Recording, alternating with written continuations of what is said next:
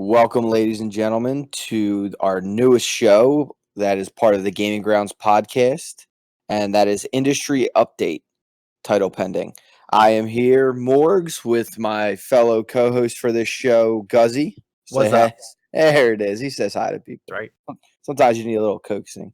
But yeah, so I think in this podcast, we wanted to kind of get together and just talk a little bit about esports as an industry when it comes to, you know, the business of what esports is, as well as talk about, how teams are started, the backgrounds on some of the teams, and just what's going on with how these tournaments get started, and a base structure of just how much money and how much business goes into esports, which kind of seems to get a little overlooked right now because you see the final product on Twitch and on YouTube and now even on TV and ESPN and all that. So you kind of forget about everything that goes on for this and everything. So I think this is a good show to kind of talk a little bit about that and get a little better understanding of it. And I know there's people out there that are interested in the industry, so I know they'd want to talk about it.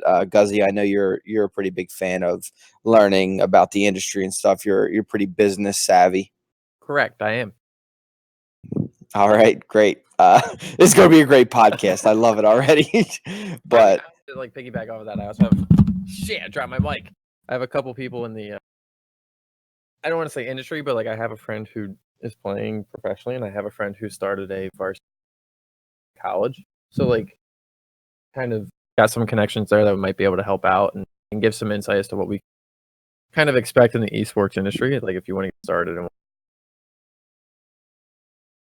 no, that's perfect. Yeah. So no, that'll be really good, and we'll be able to, give a little bit more of an insight onto things, as well as getting these people on the show or even getting some information from them.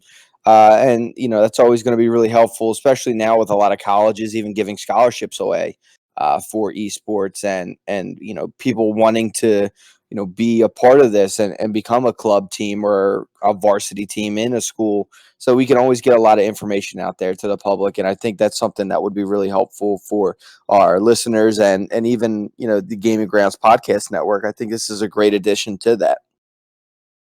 right, and it's mind blowing to see where esports is going in general. I think when we all think esports, at least right now, we're kind of thinking Fortnite and the whole groundbreaking experience there, where Fortnite put in 100 million into this professional team, and then how old is he? 16-year-old won $3 million just from playing Fortnite. That's mind blowing.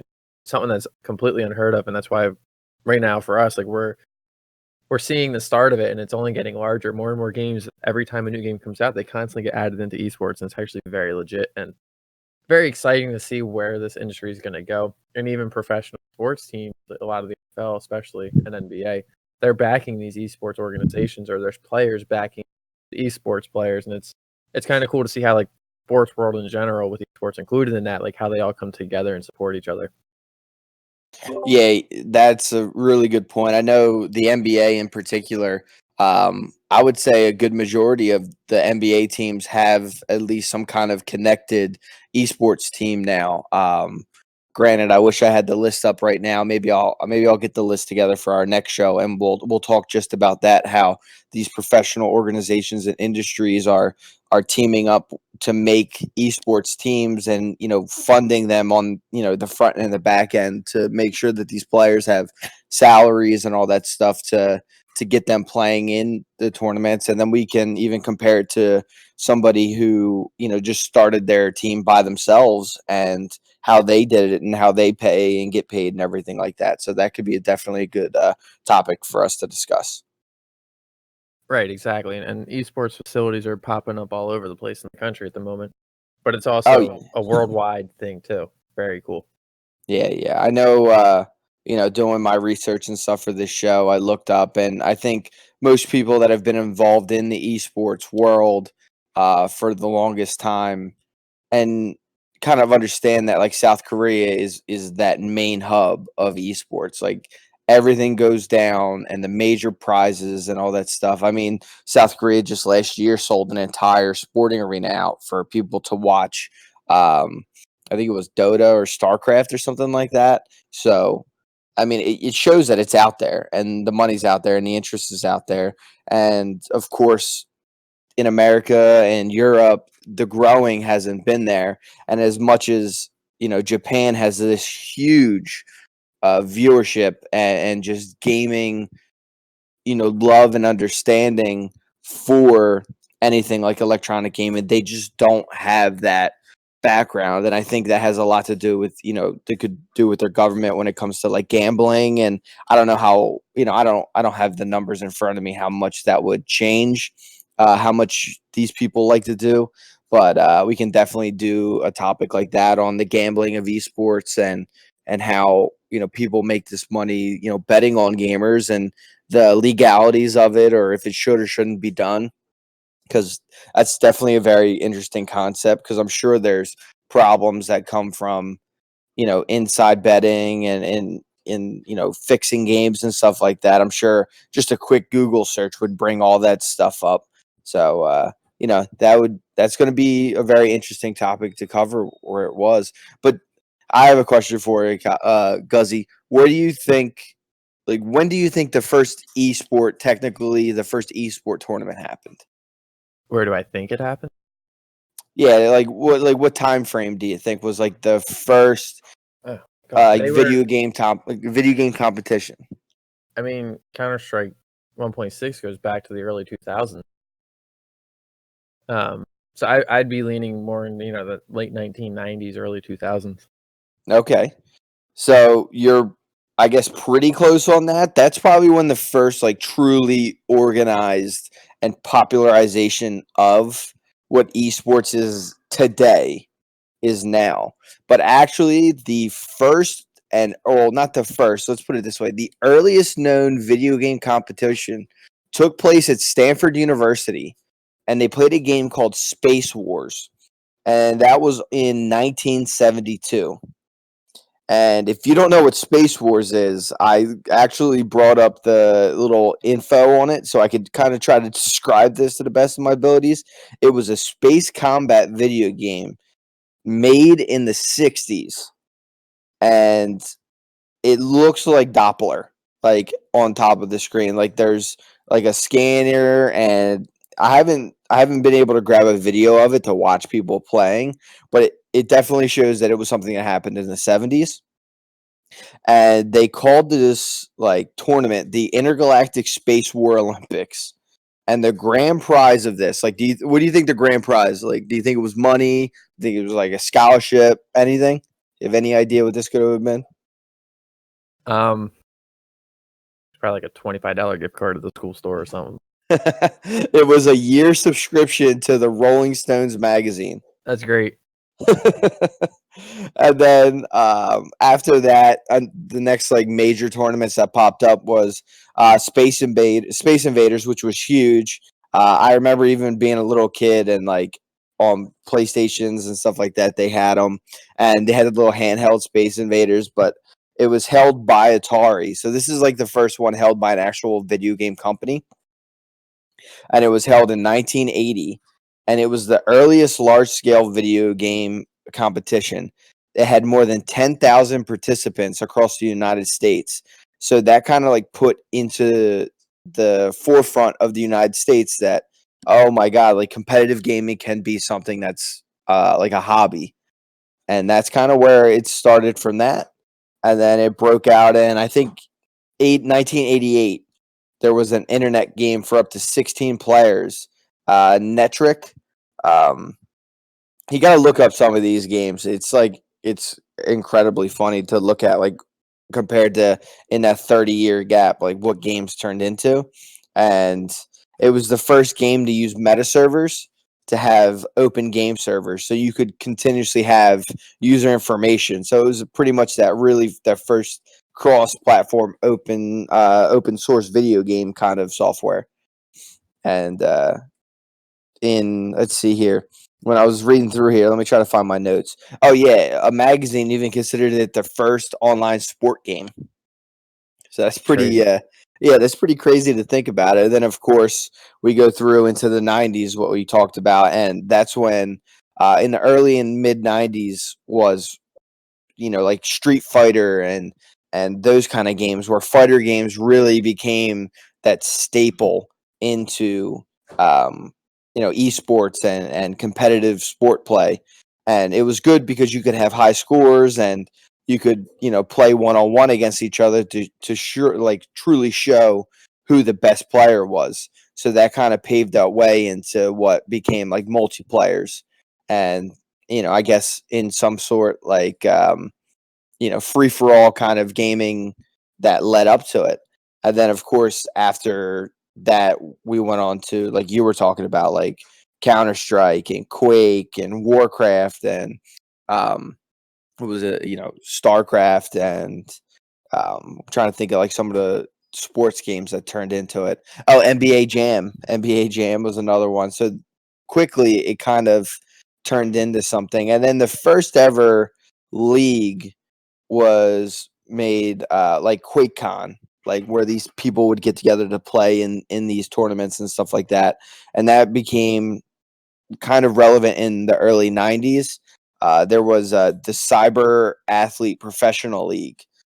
They also called that the CPL, and then the Professional Gamers League, and that's how it started. And then of course in the 2000s we had Game like battles. yeah, and LAN and gaming centers where people could get their computers all together and play on massive servers to play in these games. Kind of what you're saying, what we see now when we're watching games, just at a very early stage of it. And then uh, in April 2006, Counter Strike teams officially got started, Right. and the leagues got started there. The founding members of the Counter Strike League. I don't know if you know these, but if you want to give it a shot at some of the originals that you think were, I'll let you give it a shot. There was 1, 2, 3, 4, 5, 6, 7 original teams in Counter Strike. Spot here. I didn't really watch 1.6. Virtus Pro, one of them. I feel like it's Virtus Pro. All right. Well, I can tell you it wasn't. I'll tell you that the teams were Four Kings, Frantic, Made in Brazil, Mouse Sports, Oh, it's NIP, SK Gaming, and Team 3D. And then right. So 3D now is 3D Max. MIBR is back. SK Gaming is kind of going off the grid for CS. yeah, see, I mean, it's good. See, I don't follow Counter Strike like that, so Right. it's good to have you. Good to That's have right. you on here. And then that league that was started with Counter Strike lasted until 2009. So it was the first real shot at a gaming league, and it went from 2006 to 2009, and that's when they dissolved it.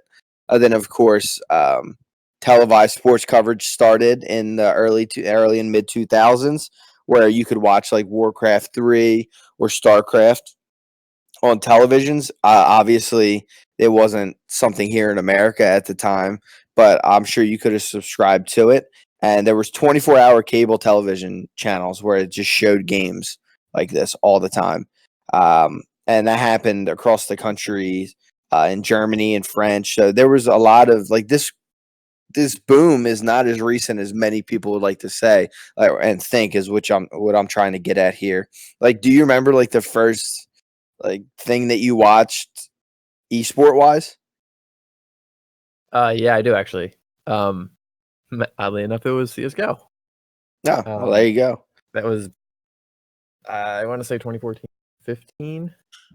When I first started getting into the game, and the first team, and I had mentioned this in my other podcast with Derp called Hitbox. Check it out. Yeah, and that's the FPS one, right? That's right. Yeah, it's all about FPSs. The first team that I actually remember watching and like getting hooked on was this team called Mouse Spaz. Mouse Spaz. Correct. It's like some super small company. I don't even know if they exist anymore. Yeah, this was like 5-6 years ago. So yeah, I mean, I still follow the players that were on that team, and one of them is now an Evil Genius. It was very cool to actually watch them back in the day, just to watch them grow and see what everything was like, and then from there, just inspired into all these other bigger names and whatnot. And CLG was actually my first like Mousepass had just transitioned to CLG, so CLG was my first like actual esports team that I became a fan of. Ah, there you go. Well, that's really cool. I mean, you really connected with it, and you got on, so to speak, when it comes to like our generation of viewers, when it comes to you know gaming as a viewer rather than gaming as a participant. Like many people don't really understand, watching Twitch or Mixer, YouTube gaming, or anything like that, where like you just watch games or watch games that you don't even own. When Right, it right. comes and it comes to that, understanding where a lot of these people fight that back, where well, you don't play professional football, why do you watch it? So a lot of that traction comes involved with that, Right, and and let it's me let me very ask you interesting. this: did you watch people play, not stream wise, but competitive wise on YouTube, like videos that they might have uploaded, and it was them playing very competitively? I personally, I didn't do that. Twitch was my first like experience watching gaming as a whole, and it wasn't even like the competitive scene of it. I remember watching like highlights every now and then of like like CS:GO, I think it was, because I remember back. Oh my god, it must have been 2006, 2007. Riding my bike to the mall right down the street to go to Unplugged, which was like a gaming cafe where you paid like $25 and you got like 3 hours of unlimited like CS:GO or anything like that Right. on the state of the art computers they had at the time. Because back then it seemed impossible to have one or make one. Yeah, for real. So And then, then I do remember I lied. I do remember on G4. I remember watching that, and they would cover stuff like that. But it wasn't a lot of stuff. I mean, they just covered some video games. They talked about what went on that weekend or what tournaments they had. And they would have like highlights of moves on StarCraft and things like that. right. So then, do you think with the introduction of Twitch, that actually really put esports into full effect with people being able to actually live stream and not just upload content and highlight videos? Or do you think it was a mix of both YouTube and Twitch, giving people the recognition and whatnot, along with some of these LAN centers being able to have tournaments and whatnot? So I think one, the infrastructure and the internet, just the advances that happened in that really changed the game on that. I think YouTube gave people the opportunity to put something or like onto the internet to really showcase what could happen and get like the competitive juices flowing. But Twitch was that perfect storm of what everybody needed and what people wanted and didn't know they wanted until they saw it. And then once that happened with Twitch, that kind of I think opened up the floodgates for everybody and to a lot of like the younger generation that have always had like Xboxes and Xbox Live and just online multiplayer. That was their first entryway and their true starting point into what esports is now. Right. Now, again, to follow up with that, do you think it was mainly console that started esports, or do you think it was actually PC? Because when I think back and read stories of past esports teams, I feel like it was mainly the PC master race going on, and that's what started a lot of the esports. But then you look at some of these bigger tournaments, Call of Duty's played on PS4, and you have Smash being played on the Wii. So, like, do you think it was actually computers that might have started the esports industry? Oh yeah, no, 100%. Without computers, it wouldn't. I mean, I can't say that it started the industry because like arcade games started that, and then Space Invaders and all that stuff like on Atari. So consoles, I guess, would say when you go back to it, consoles and PC were both there. Because Atari technically was it, and they had the tournament back in the '80s. So I mean, you can really see that that's how it was. But I think because of how quick you can update a computer and how quickly the graphics and everything like that change and the parts being so replaceable and fixable, that's what took PC gaming to a higher height faster than what console could do.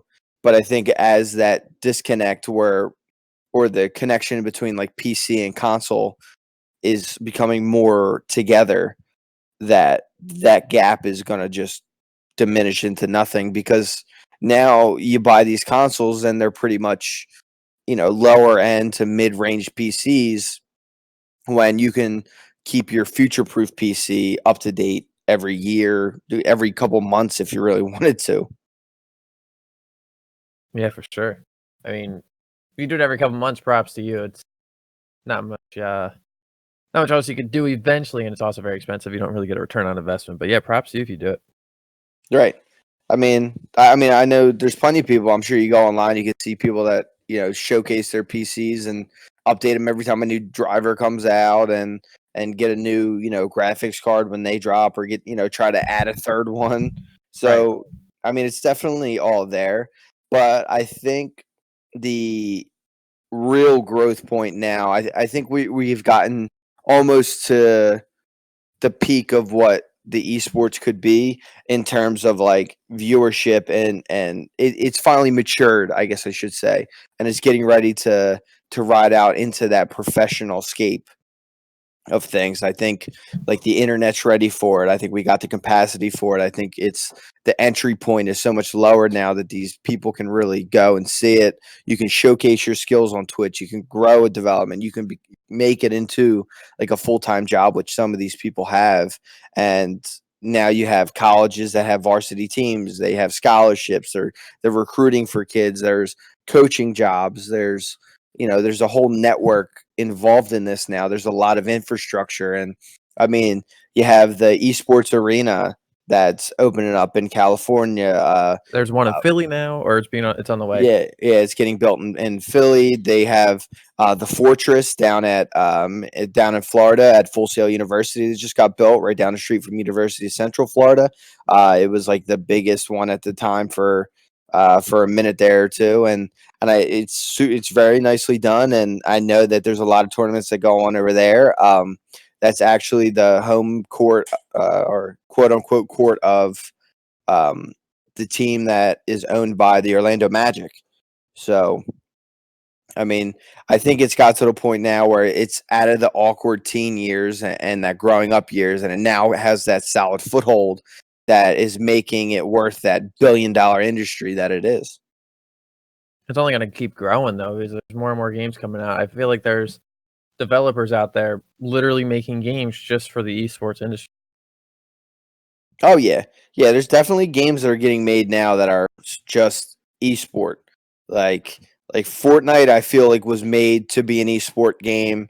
Overwatch, there's no doubt in my mind or anybody's mind, and I think Blizzard even came out and said it. Like, we're making Overwatch to be, that game. Call of Duty was the easiest transition because of what they were doing before to what they were doing now. Like, it was already an esport game. I mean, it didn't start that way because if you remember back in the day, there was campaigns and follow-ups and expansions, but now it's drifted into that esports. And even with the Overwatch League, it has televised events, and Call of Duty announcing last year that they're going to have a 12-team league in 2020, where it's going to be all just an entire esport league just of Call of Duty, and it's going to be professionally run with these teams. Right, and like Rainbow Six, I feel like came out of nowhere, and then out of like you just roll on Facebook or whatever. Oh, here's a new team. Didn't Yeah, even know that game was going for esports. Like completely out of the blue, there's these gaming organizations signing people, and I think the one that hit me the hardest, like you said, was Fortnite. Like they just started signing random people, and I'm like, why? It's the game. Like, what's the point of actually doing that? But it all makes sense now, because then that's when Fortnite said, yeah, we're investing 100 million into esports. But I mean, I think there are some games. I think Battlefield's a good one that should not be a sports type game. Um, I don't see how anything of a battle sports feel would actually be able to be.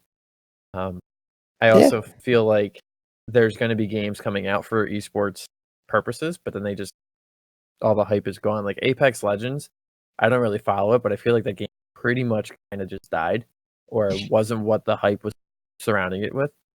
Um, I mean, yeah, there's pro players for Apex. My friend's one of them, but like, I don't think it's a sustainable game for sports.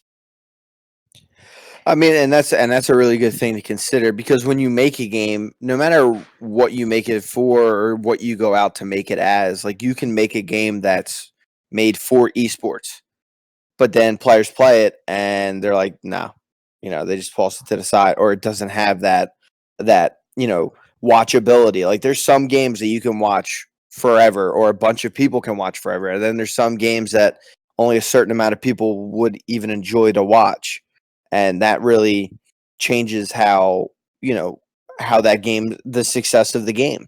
Like if the game is only made to be a competitive game when it comes to esports, if people aren't watching it, the prize money's not going to be there, the sponsorship's not going to be there, and you're going to lose everything. So it's really a big mix of a lot of things. I think sadly for Apex, the problem with that was it was already like people were already starting to get tired of um the battle royale style game. Fortnite just drained it of anything that possibly could, and then all of a sudden all these other games came out of the woodwork. Some had it, some didn't, some lasted a minute, some didn't. And then Apex just came out of nowhere because there was no announcement of Apex. Like it just dropped on the market and people were like, here, play this game. We're reinventing it. And they did. It was a really great concept. The game is really good. I mean, granted, there's bugs and everything like that, but that comes with every game. And then I think they lost a lot of people when they hyped up their battle pass, and their first battle pass was horrendous. And it took a very long time to get to the end, and you got real no reward from it. Where when it came to Fortnite, you had you knew where you stood with that. You got your battle pass, you got your characters, you got your gun skins, you got whatever you wanted, and there felt like a good return on investment. When Apex did it, just didn't feel that way. You got a couple stickers, you got some stuff to make your character a little more interesting in the pregame lobby, and that was it. And everyone was like, nah. And I think they lost a lot of trust on that.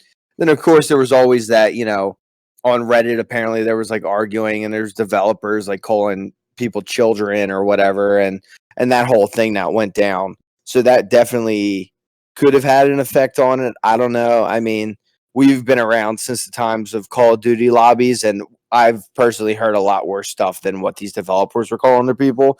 So I think it was just a glowing star that faded very quick.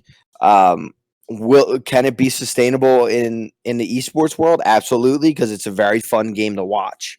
To watch the game and to play the game are two completely different things. And Apex is one of the games that's easy to learn and hard to master, just like Fortnite. And a lot of people still like to watch Fortnite, and a lot of people I think will still like to watch Apex. Would I like to see a competitive shot at it? Yeah, I would love to see what they could do competitively to make that game interesting. And I would love to see tournaments run by that, because it'd be really good to get to know some of these players that play, your favorite characters so well. Right, exactly. It'll be very interesting to see how EA kind of reacts to everything and changes the game up just the slightest bit. No, Siri's trying to talk to me. Oh, great. Hey, Siri, what's up? But, and then it's all about personal taste. I mean, think of it this way. I love watching football and hockey. If I go to a game, I'd love to watch baseball, but I don't watch baseball on television. But I have some of my best friends will sit there and watch baseball every single day.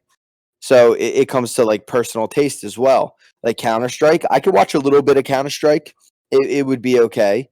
Could I watch it? And I couldn't watch an entire day of it.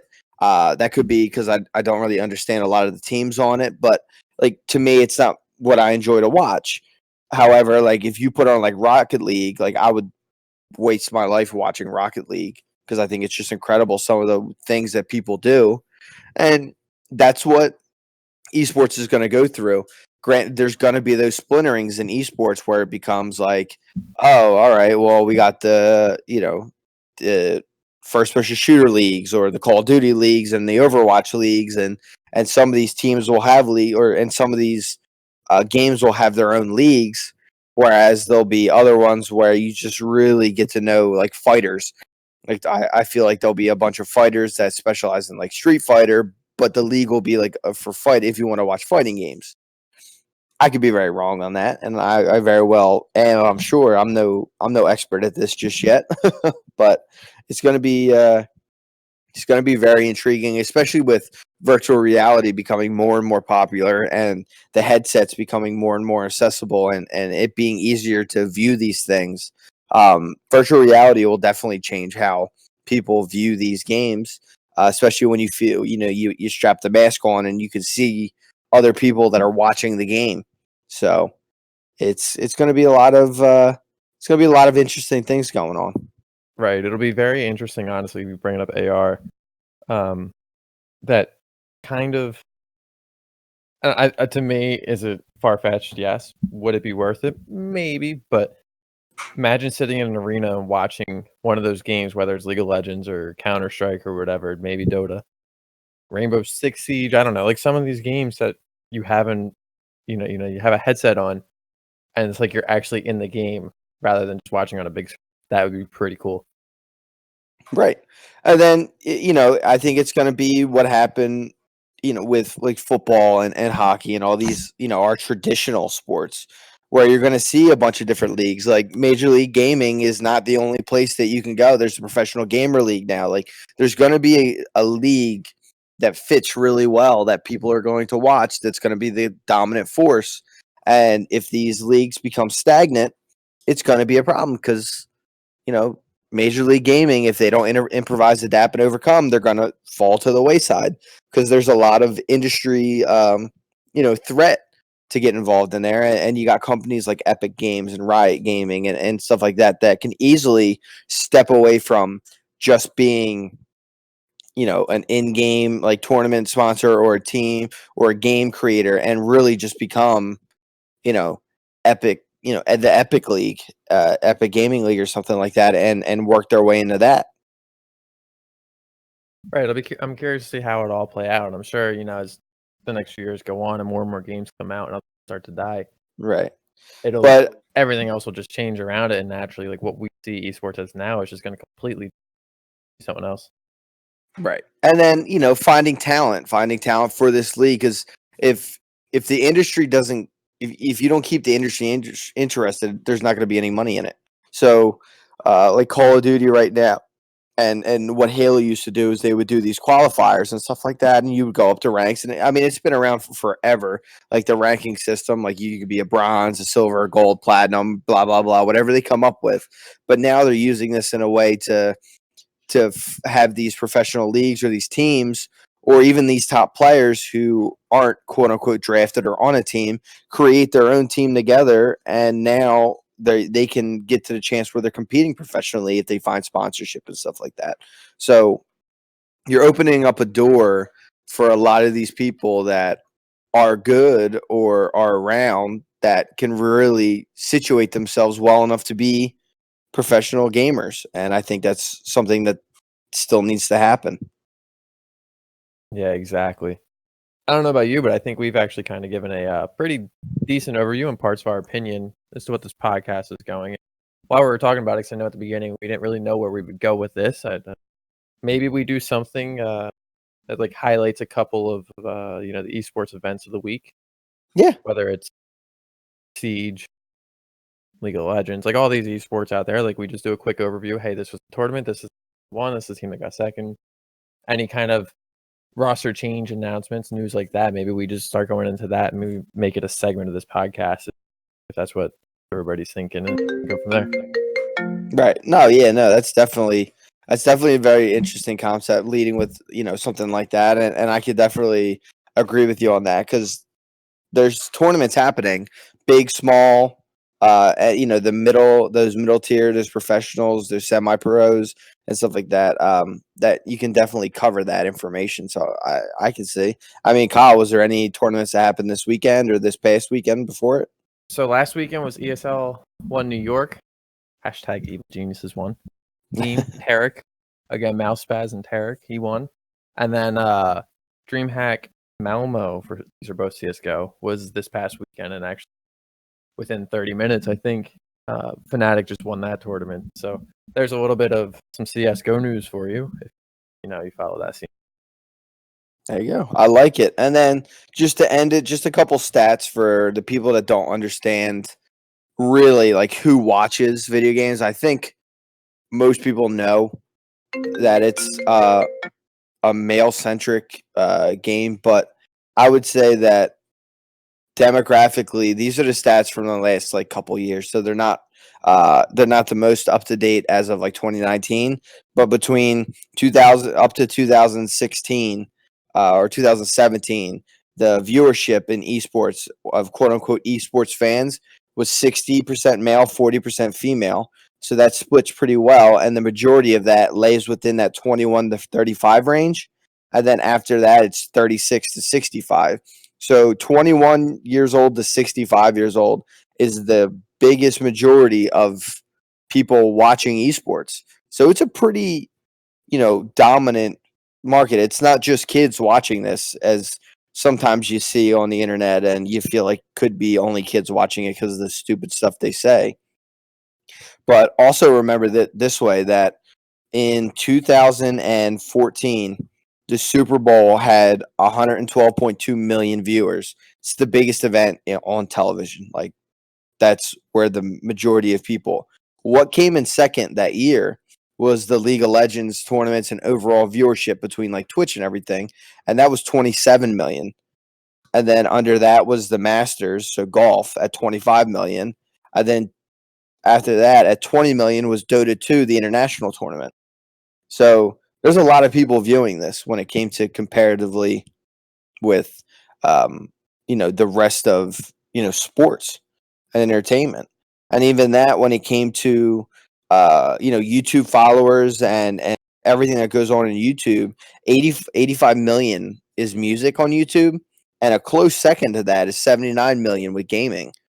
So YouTube is polluted in the nicest way possible with gaming, news, information, and all that stuff.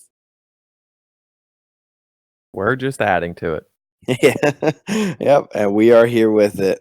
But no, I agree. It was very very interesting to see, and this podcast will change and grow, and just like our network will, as we get a better understanding and of what we kind of want this to shift into, as well as what our viewers think of it, and how we just improve and everything like that.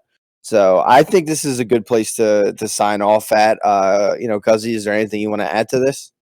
To the topic, no, but overall in the Gaming Grounds Network, yeah. Right now we are on Spotify. And Perfect. we're on SoundCloud, and we're on Anchor.fm. We're still working on Google Play and Apple Podcasts. Every Tuesday is our Town Hall podcast, Town Hall Tuesdays. Town Hall Tuesdays, I like it. Right. And for those of you who don't know, that's our open forum where we have all the hosts of all our shows get together and talk just a little bit about what's going on gaming-wise, whether it's personally, like what games we're playing, stuff that's going on in the news, as well as kind of give you just a well-rounded information of everything that's going on right now.